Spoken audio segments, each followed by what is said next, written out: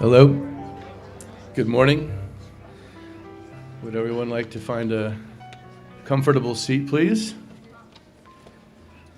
Welcome. On behalf of my brothers and sisters and all of the huge family that have been caring for my mom, I want to start this morning by thanking you all for being here. Your presence means a lot to us. Your role in my mother's life, my father's life, means a lot to us. Before I begin, please repeat after me. I open my heart to your sacred presence, dear God, and trust in your enduring love. I open my heart to your sacred presence, dear God, and trust in your enduring love.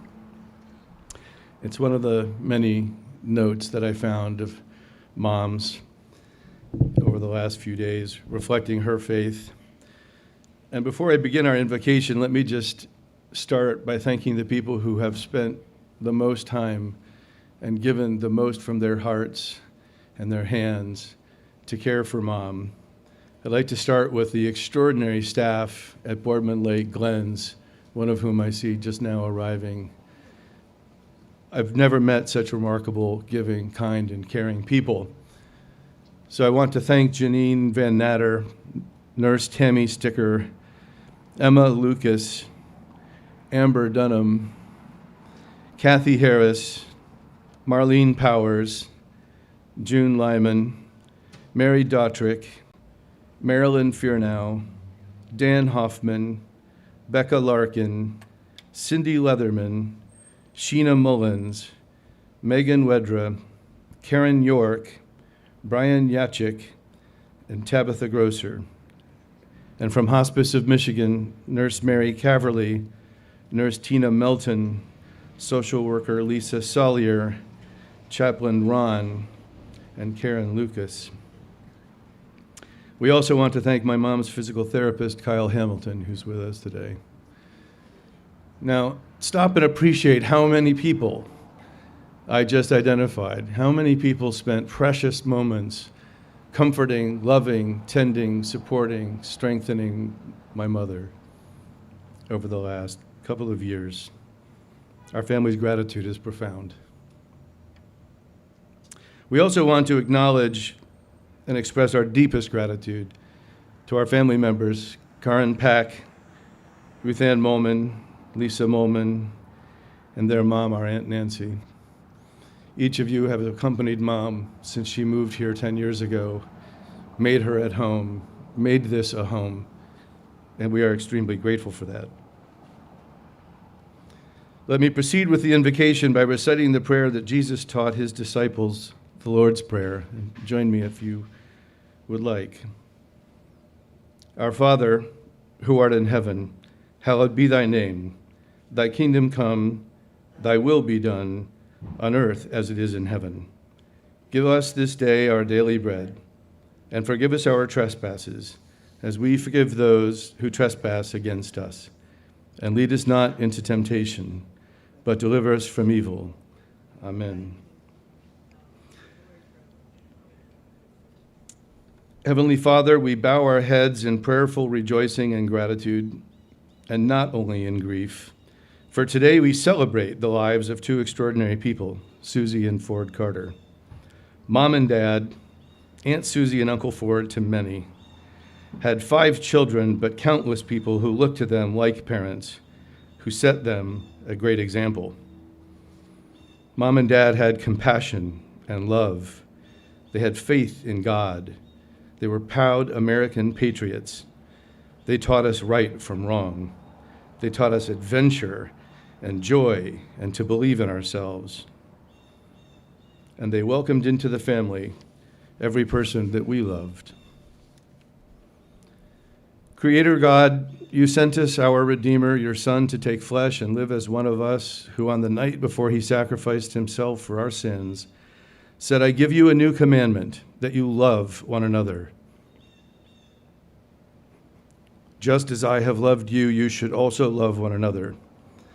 By this, everyone will know that you are my disciples, if you have love for one another. We thank you, God, that Susie and Ford Carter truly lived a life of loving, generous compassion by which everyone knew that they were your faithful children. Eternal God, your Son taught us, do not let your hearts be troubled. Believe in God, believe also in me. In my Father's house there are many dwelling places. And if I go and prepare a place for you, I will come again and will take you to myself, so that where I am, there you may be also. In our constant and enduring faith, we believe that Mom and Dad are reunited in that place with their Creator and Redeemer, and with all the saints and sinners who have come before them, for whose eternal rest we also give thanks and prayers, including Nana, Papa, Grandfather, Grandmother, Aunt Virginia, Aunt Judy, Uncle Bob, Uncle Don, Uncle Bob, Anthony, and Bill. As Jesus said, I am the resurrection and the life. Those who believe in me, even though they die, will live, and everyone who lives and believes in me will never die. We celebrate their joyous reunion, and this joy relieves our grief. As it is written in the scripture, the home of God is among mortals. He will dwell with them as their God. They will also be his peoples, and God himself will be with them. He will wipe away every tear from their eyes. Death will be no more. Mourning and crying and pain will be no more, for the first things have passed away. We rejoice that Mom and Dad are with God, and we are comforted God is with us, so that rather than mourn, let us celebrate their lives today with deep gratitude and true compassion for one another. Amen. And now let me conclude with the 23rd Psalm, which we read as Mom's spirit rose and left this earth to be reunited with Dad. The Lord is my shepherd, I shall not want. He makes me lie down in green pastures. He leads me beside still waters. He restores my soul. He leads me in right paths for his name's sake. Even though I walk through the darkest valley, I fear no evil, for you are with me. Your rod and your staff, they comfort me. You prepare a table before me in the presence of mine enemies. You anoint my head with oil. My cup overflows. Surely goodness and mercy shall follow me all the days of my life, and I shall dwell in the house of the Lord my whole life long. And now, Allison, if you'd come up. Allison is going to read a poem that was also read at Nana's memorial service. And then we'll have a moment for brief appreciations from those who feel moved to express them.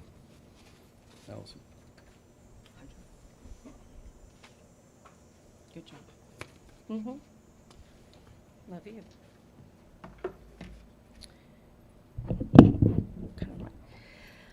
The poem that I'm going to read is Do Not Stand at My Grave and Weep. And I'm over the age of 50, so I've got to, adjust my eyesight. Do not stand at my grave and weep. I am not there, I do not sleep. I am 1,000 winds in the blow. I am the diamond glints on the snow. I am the sunlight on ripened grains. I am the gentle autumn rain. When you awaken in the morning hush, I am the swift, uplifting rush of quiet birds in a circled flight. I am the soft stars that shine at night. Do not stand on my grave and cry. I am not there. I did not die. And I am going to go ahead. I have a couple of memories from friends that my mom kind of took in, my mom and dad took in, and they were kind of like felt that they were their second father. This is from Debbie Morgan. She was my best friend growing up. We're 6 months apart down in Boynton Beach. She has written, I do not know where to start writing this. I'm in tears at this time. My second mom has passed away. Miss Ford Carter was the sweetest person on the earth and so kind and caring. There will never be another person like her. I can't say enough great things about this beautiful woman. She was my mom's best friend, and her family was like my own. She was so good to me and my brothers. She was always there no matter what. My grief for her will be difficult. I have many great memories. Too many to list. She has been in my life for 58 wonderful years. Her daughter Allison and I grew up together as babies, so many great memories growing up as best friends. She will be sadly missed. So fly high, Mom, you have gained your wings. Love you so much, but I will see you again. Now you are with the love of your life, Ford Carter, two people with never-ending love for each other. You had the perfect marriage, and now you are dancing with your grandson, Anthony. Love, Debbie.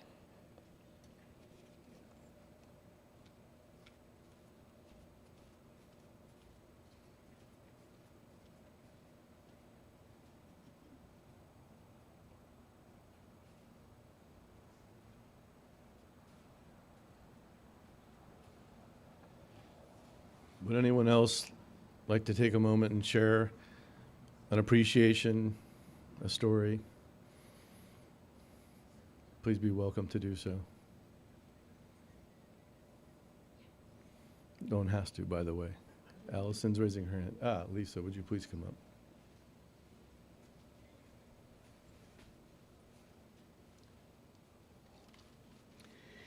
Thank you. So I didn't rehearse anything.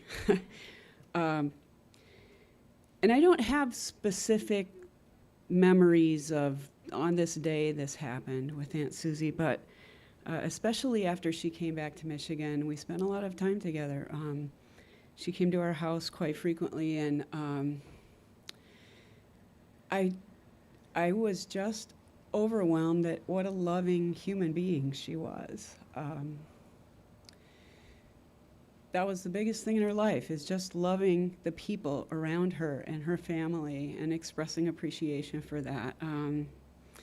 But you know, with all that gentleness and kindness and caring and expression of love, she still had spunk. You know, she just like, she and my mom would go head to head, and she'd be like, "Oh no," and I just you know, I appreciate that. She was a really wonderful woman to know, and I will definitely miss her. Thanks.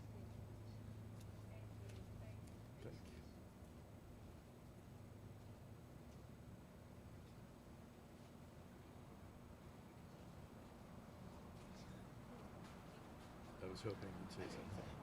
So I wasn't planning to speak, but I will. I was talking to Hunter earlier, and a lot of people don't know. So when I was in high school, senior, number one, growing up, I don't remember the cottage. I was too young. I was too little. Brian and Kari remember the cottage more than I do, but I remember the motorhome pulling up. You know, early afternoon, late afternoon, see Aunt Susie and Uncle Ford pull up, and it was the next month was going to be fun. And that kind of established me when I was a senior in high school. When all my friends were going off to Cancun or other party towns for their senior break, I don't know what came to it, but where I wanted to go is to see Aunt Susie and Uncle Ford. And so I spent a week down with Aunt Susie and Uncle Ford just myself. It was, I remember coming back, all my class friends said, "Oh, where did you go?" I said, "Well, I went to Williston, Florida." "Oh, you were in Florida too?" "Yeah, with my Aunt Susie and Uncle Ford." "Oh, no, my great aunt and Uncle Ford." Like, "Oh, wow, that sounds great, Jonathan." But to this day, it was still probably one of my favorite weeks I've ever had. And I'll start a little off color, but they picked me up from the airport and take me, Uncle Ford, at his bequest, was, "Hey, let's go to Hooters." And I'm 17 years old, And he orders his favorite type of chicken wing, the way he likes them, just like his women, hot and naked. And Aunt Susie in true form was forward and slaps him on the shoulder. And meanwhile, I'm a 17-year-old boy in Hooters. It's fantastic. And Aunt Susie makes conversation with the waitress, and she's asking her, "How'd you get here? Where did you grow up?" I mean, it is her child. And of course, 17-year-old boy, she's delaying the waitress was just a wonderful thing. But that started the whole week, and it was awesome. She introduced me to mango that week. Sliced mango there in Florida. I was like, "What is this?" I would golf with Uncle Ford and just have home time with Aunt Susie, and it was remarkable. And then my wife and I were lucky enough, we went down and visited them when our daughter was 6 months old, I think, maybe 9 months. And one last time, she got to care for me. It's kind of funny, just hit me right now. We were down there, I got I just felt terrible. And, Aunt Susie in true form, if you knew her, she loved her, this sounds bad, but she loved her medicine cabinet. She knew exactly what to do to help you out. And she gave me some Tylenol, and I slept for most of the time, but Anna got to crawl around on the floor while Uncle Ford was there, and it's just remarkable woman, remarkable people, and it's kind of funny when Uncle Ford left. It's hard to see that Aunt Susie was here so much longer, but when she came up and was with Nama and with her nieces and her family, it was awesome to have her up here. So that's my Aunt Suzu.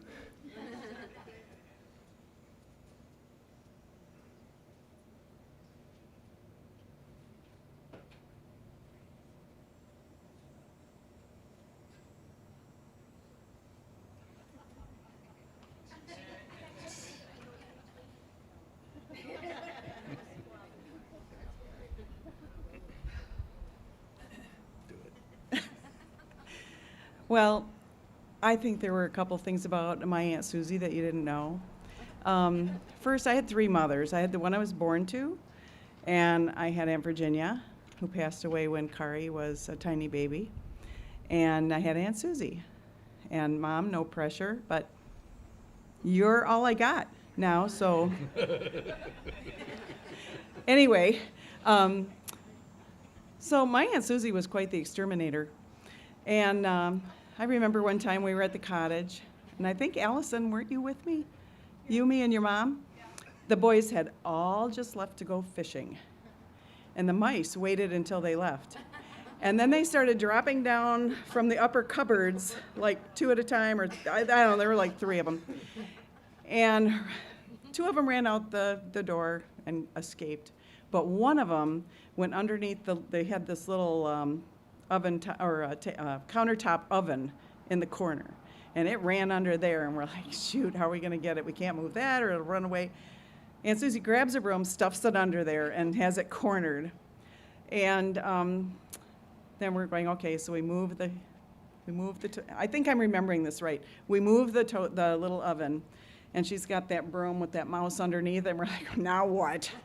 She's going, I don't know. And she reaches around her with the broom in her hand, holding that mouse, and she reaches around here and grabs a hammer out of the drawer behind her, and she, bam, bam, bam, bam, bam, bam, bam, bam, and the mouse died. So that was the first thing. The second thing was,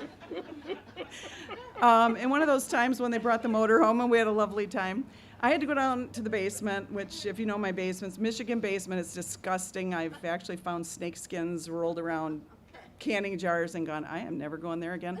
But so I was getting ready to go down and get some meat out of the freezer, and I look downstairs, I turn on the light, and I'm like, oh, there's a snake in front of the freezer. And Aunt Susie says, let me see it. And she looks, and she says, I'll get it. So she's got her little skinny flip-flop shoes on, totally flat bottoms, and she gets down there, and she grabs a piece of cardboard that's sitting on the freezer, drops it on the snake,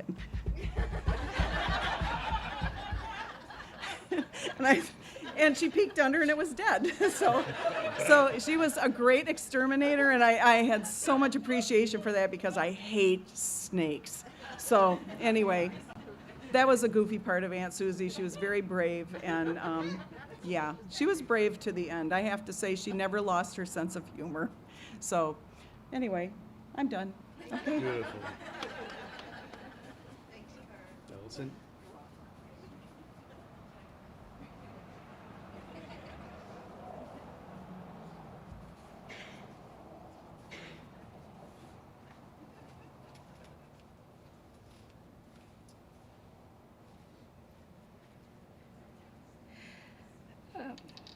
So this came to me yesterday. This is something that I didn't know until after my dad had passed. I had an old boyfriend named Jim, or Jimbo Crutchfield. A- And I didn't know that they kept in touch. My parents kept in touch with him, and that Jim came at times to help my parents with the gutters and clean out the gutters and stuff like that, until he came and saw me 10 years ago at Dad's. Well, we were just cleaning out the house at that point, but and he came and helped and clean up. But he wrote to me last night. I've known Mrs. Carter since 1986. She was very kind to me. When I lived in Tallahassee and in school, because he went to FSU, she and Mr. Carter would invite me to their house for drinks and dinner. Mrs. Carter has always always caring to her children and always welcoming to their families. Thank you very much for all of the good times that we had, Jim Crutchfield. So the next one that I have, this is from our time in Grayling. And he writes, Dear Allison, Danny and I are so sad to hear of your mother's passing. I think Danny and I have the same feelings towards your mother and father. You asked for some words for the book. I think what I told my wife last night at dinner sums it up. Danny and I were out in the boat one day, and we ran out of gas, so we had the idea to walk the boat back to the beach. Your mom and dad saw us struggling and offered to help. Thus began a wonderful friendship. It always struck me how kind and welcoming your mother and father were to me, a kid who lived at the end of a dirt road in Grayling. They had us over for dinners, had fun going out on the boat and playing around in the yard trying to skateboard. Your mother and dad were so fun, intelligent, and filled with class. Danny texted me when I told him, and he said that it was just like yesterday when we had that time in Grayling.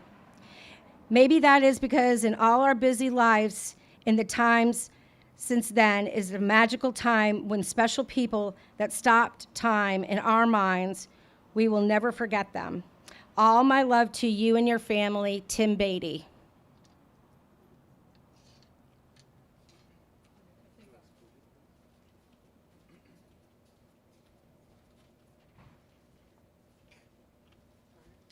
Before Joyce speaks, I just want to acknowledge someone who came in. Janine Van Natter, are you sitting over there somewhere? Janine, the director of the Boardman Lake Glens, the home where Mom has been living for the last 18 months, and the master of all of the care that she got. We acknowledged you earlier, and we wanted you to know that we are very grateful. I have had a lot of friends over the years that have also been there and have had the same wonderful, wonderful experiences. And I'm happy that Susan ended her life there. My name is Joyce, and I will say Susan knew me initially as Joyce Lovisa, and my name is now is Joyce Rogers, but we first became acquainted as in the 9th grade when we attended the Leggett School, which was a girls' school in the Indian Village section of Detroit. Not a beautiful area, I shouldn't say section. So many, at her father, Dr. Ellis, was in practice, and so many of the homes in that area were where doctors live because it was very accessible to the hospitals in the downtown Detroit area. I guess it's been wonderful to hear the accolades right now, and especially from her children. The one thing that that I so remember, beside being classmates, and I think Hunter didn't realize that she was athletic, but we were on the athletic board together. Anybody that went to Liggett, in spite of the knee pads or whatever we called them at that time, we still has big bruises from hockey sticks. I will tell you that much. But anyway, we did a lot of things together, and in a small school, you're on a lot of different groups, and so Susan and I always seem to be working together on something.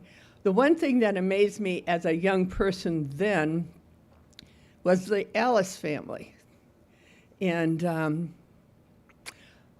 it was always a wonder in listening to Susan, and of course I eventually knew Nancy, who had been a couple of years ahead of us at Liggett, but it was always a wonder as to who was living at the Alice house. You first, I mean, I knew Susan was there, and then all of a sudden, there was it Virginia? Nancy was there. Nancy Molman was there at the time. And I remember her being pregnant, actually, with her first child. But it was always a guess, because as now with Ford, and listening to all what you have had to say about Ford and Susan, they too, her family, she came from a family that were very loving and very giving, and whoever needed a home was there.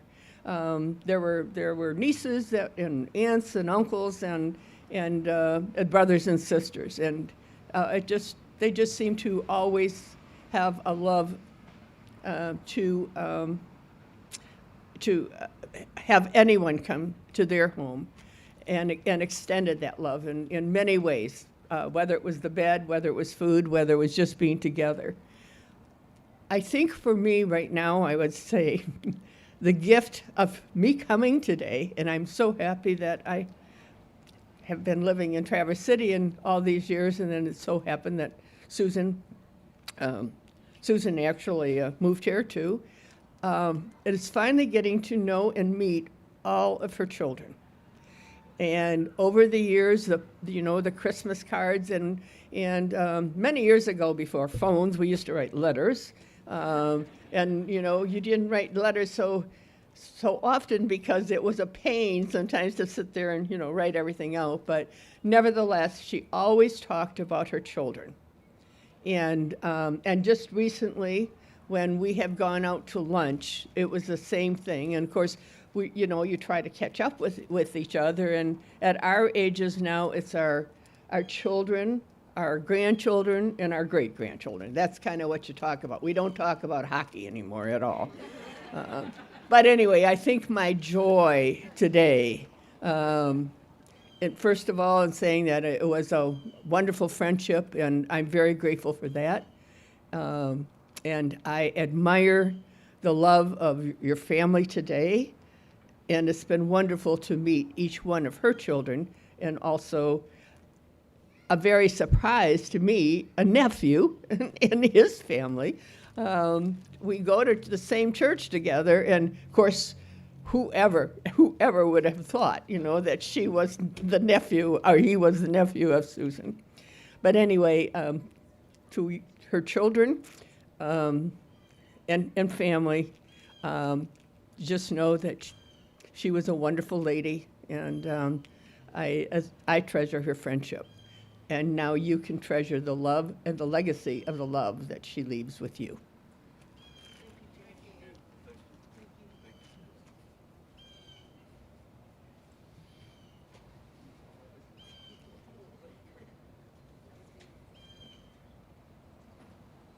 Anyone else? Would anyone else like to say something? Brian. We're very glad you're here. Glad to be here. Thanks, Hunter. well.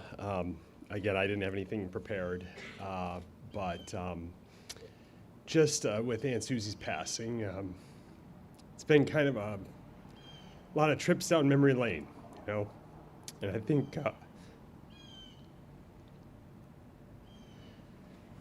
think what hit us, especially on the way up, and I knew because, you know, you don't follow the road the way you used to. You look at Apple Maps and it tells you which way to go, right? And you go the fastest way because that's more efficient. And so it usually routes us up 115 to get up here, and we drove up this morning. And I thought it was kind of funny that it actually routed us through Grayling. And I thought there was a reason for that.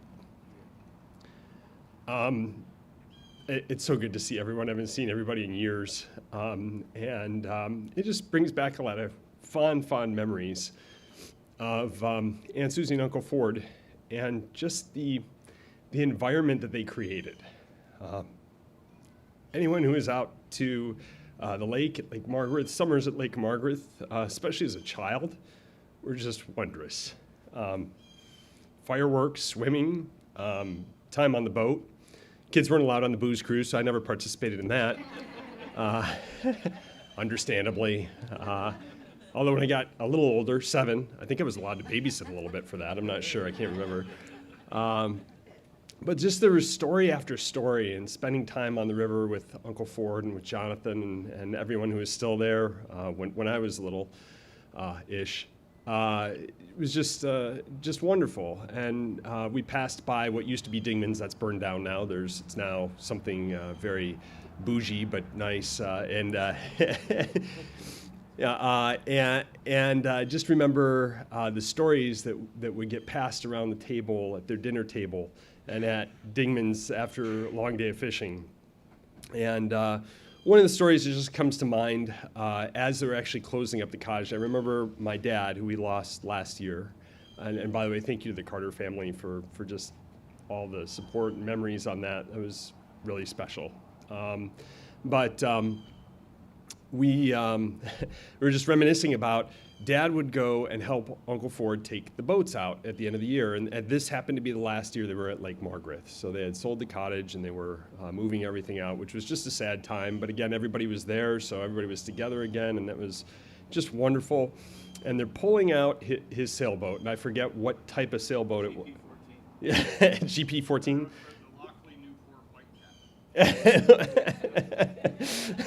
I'm glad you guys remember. But I remember my dad's comment, even at my age, I remember Dad's comment like, Ford, do you think this boat just gets heavier and heavier to put in and take out every year? He said, oh, no, I maybe, I don't know. He goes, well, is there a drain on it? No, there's no drain on it, you know?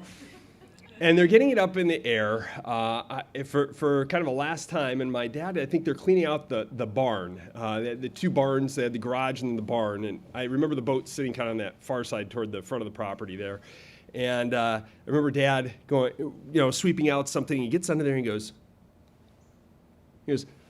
pop like that. And just this water just pours out of the boat for like 4 hours, you know. And I remember Uncle Ford's reaction. Aha! What do you know? It was great. But those stories just, it really got me thinking. And Aunt Susie was just so sweet. Being out on the, coming back sunburned, and Aunt Susie would go get the aloe and oh, you should have this, she had like 4 different varieties. And, come back to the cottage. The next morning have corn fritters and, spending time in the hammock looking out on the lake, wondering if the National Guard was going to shoot through one of the boats or something like that. No offense to them, but great memories. And I can't help but think in this, at our ages, it's a time of transition, right? I mean, life is always a time of transition, and you really realize how much you have to surrender to the good Lord. And all of it, because it's all perishable, right? Those times are fleeting. And I can't help but think, and pray that my kids look back on those times with all of you and with us as fondly as I do on those times. So I want to thank each of you, and especially the memory of Aunt Susie and Uncle Ford. How wonderful they were. God bless.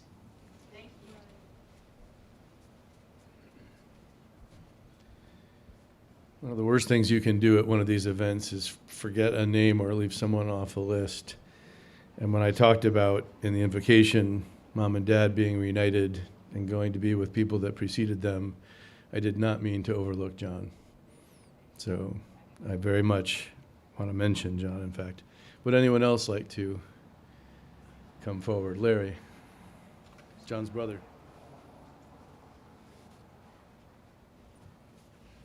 This is really not an Aunt Susie story. It's a story about Ford, and I think her importance in their relationship, their marriage, that allowed him to do some of the crazy things he did. And I don't think she ever held it against him. But anyway, when I first started practice in Flint, my brother and Ford had planned this trip to Montana to go hunting. We were going to hunt mule deer, and Ford had a friend out there who was a rancher, and I'd been working for about 3 or 4 months, I guess, and we were going to take the Baron out. And John, my brother, had a friend here, a dear friend, who's Doug Koval.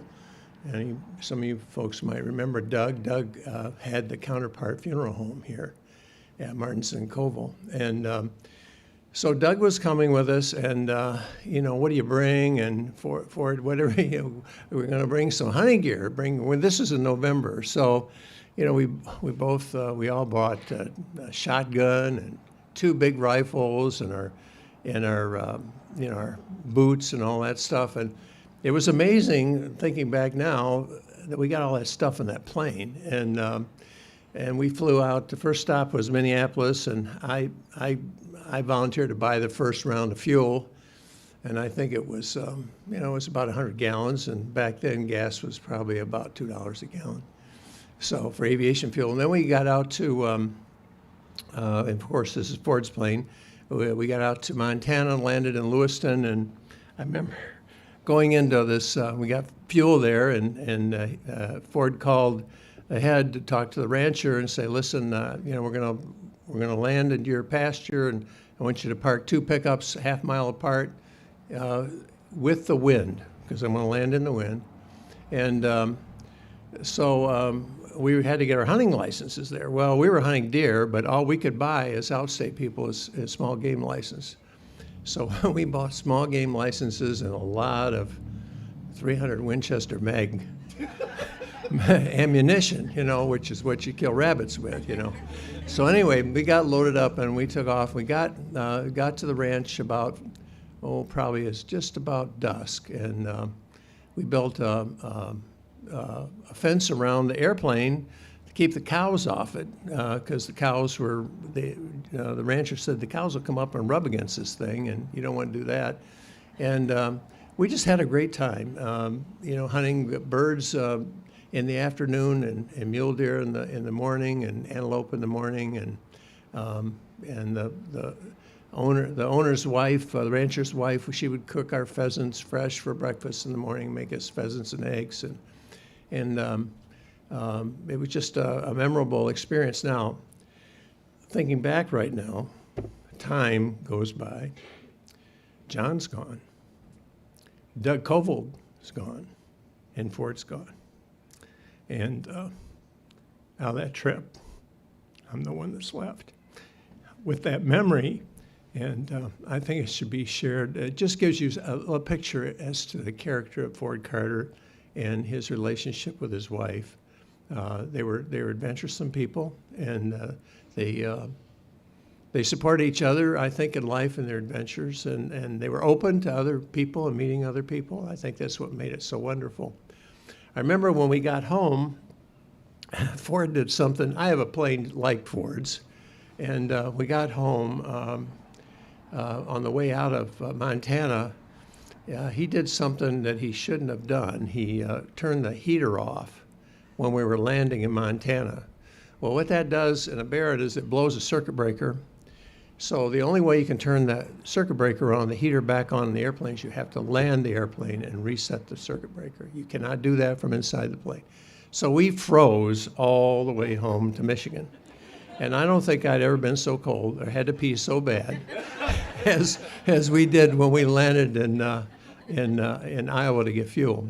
But anyway, we landed, and of course it was November and the airplane was cold, and so Ford mentioned to the local mechanics, says, my heater went out. And so Fred says, well, I'll pull the plane, we'll check it. So he pulls it in the hangar, or pulls it into the shop, and sure enough, just click, problem solved. So Ford goes back to get the plane and go back to Florida, and Fred says, I got one question for you. He said, how did that cow shit get all over the bottom of that plane? Where have you been? Because it was all over the bottom of the airplane. It was really something. But anyway, it was a great memory.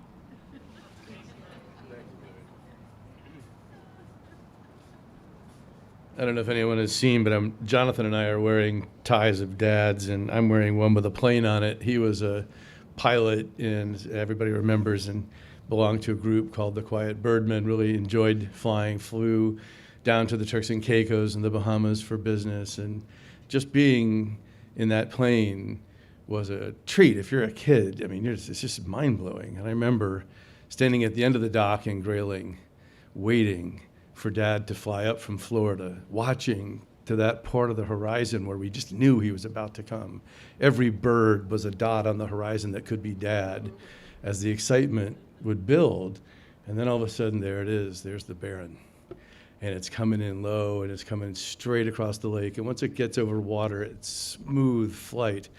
And he's flying improperly low, I'm sure, and then winds it out above the house, buzzing the house, just to let us know he's here, and to go pick him up at the airport. And I gotta tell you, as a little boy, as I think about that even today, my heart just jumps out of my chest. What pride and excitement. One day, Dad and I were up in the Piper Cub. It was a little two-seater, and we had to, this is probably appropriate for a day like today, we had to take the box containing my grandfather's ashes and scatter them across the Atlantic Ocean off the beach. And we opened the side of the plane, the window opens up, you're now just got nothing but wide open air speeding by you, and Dad took his pocket knife and ran it through the box and went to open it up and throw the ashes out the side, and they went all over everywhere, all over us, in my eyes and my ears. I was maybe 11 or 12 years old, and I think Dad said something to the effect of, Jesus Christ! It's just unbelievable. I don't know how we managed to get the plane back home, but a couple of years later, we were asked to do the same thing for our neighbor, Grandpa Burns, and Dad dutifully agreed to do this. And we got up in the plane, and I was wondering what was going to happen. And I figured maybe he's got it all sorted out by now. When we got the plane, and it flew kind of low, but we were taking it a little bit higher. I said, what are you doing? He says, well, I figure it'll break up when it hits the water from here. And with that, he throws the box down, because he was not going to cut a box open again like that. You mentioned the Quiet Birdman. Oh, yeah, sure. You know what the significance of the Quiet Birdman is? What it is? Yes. You know the significance? I don't. I'm a Please Quiet tell us. Birdman. You are. And there's something about this organization. It's an organization of pilots that you cannot ask to join. You have to be invited. And some of the people that are Quiet Birdmen, or were Quiet Birdmen, are Jimmy Doolittle, Charles Lindbergh, the Wright brothers. Some of the astronauts are Quiet Birdmen, and Ford was a Quiet Birdman. Before we begin any meeting, every meeting, we have a Pledge of Allegiance to the flag, and we salute the Quiet Birdmen that have gone west. I always salute Uncle Ford. Beautiful. Beautiful, thank you. Well, my last appreciation before we move on with the program is that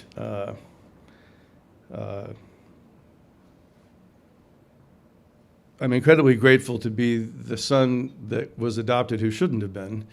My parents got a call from an adoption lawyer while watching President Kennedy announce the presence of Soviet nuclear missiles in Cuba. They had Blair already, so what did they need to take a chance on me for? But Ford and Susie Carter were the way that they were. And the next day, Nana was called and had to fly down in the middle of all this national crisis or whatever. And I was reminded of this when talking with my husband Cesar the other day, because, and you'll see eventually a picture from our wedding.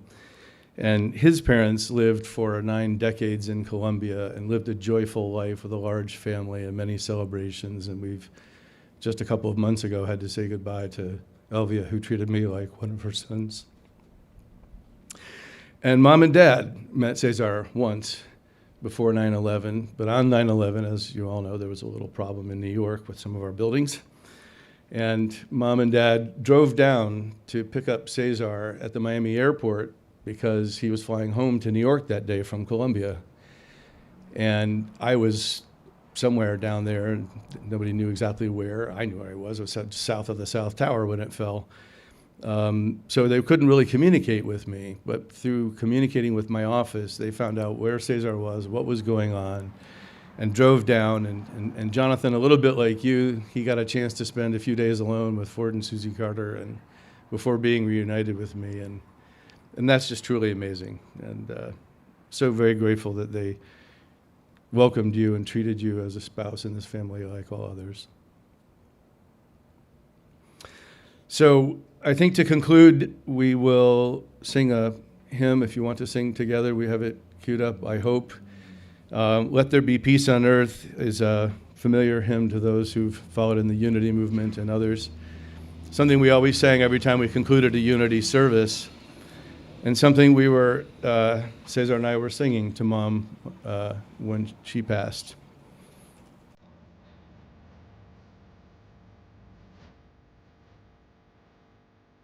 Let there be peace on earth, and let it begin with me. Let there be peace on earth, a peace that was meant to be, with God as Creator, united in love. Let us walk with each other in perfect harmony. Let peace begin with me.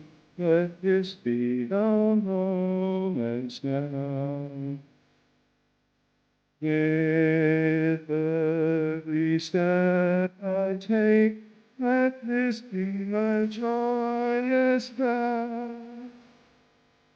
To take each moment and live each moment in peace eternal. Let there be peace on earth.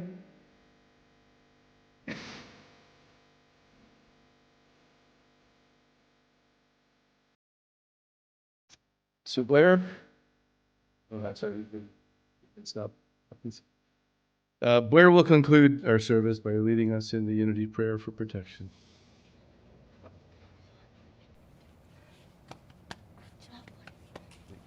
Good job, everybody. Good job, everybody. My full name, now I'm going to use it, is Susan Blair Scaglione. I was named after my mom, but I never appreciated like I should have, because I'm a Blair. So I'm just going to blare this out, and I just want to say one thing. My cousin Karen said something that isn't true, that I don't have a reason to come back here anymore. That's BS, and those are my initials. Blair Scaglione. That's BS because the fishing is wonderful here. And everyone I love, my family, who I can't thank enough, my cousins are the best. Lisa and Ruth Ann, they're like sisters to me. So is Karen. And Vicky and Karen helped raise me. So I have a million reasons to come back here. This is my home. This is where I wanted to, this is where I grew up. there's nothing in South Florida for me. All right, good. That's all I have to say, and I think I have duties now. Please join me in the benediction prayer. This is my favorite prayer. My mom taught me this. The light of God surrounds us. The love of God enfolds us. The power of God protects us. The presence of God watches over us. Wherever we are, God is, and all is well. Amen. And thank you, everyone.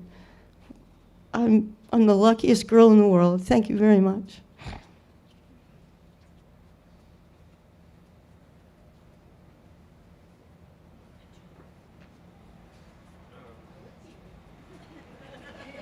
So that's it. We're having a luncheon now. Please grab some food, sit at some tables, mix it up, move around, continue the memories, and thank you.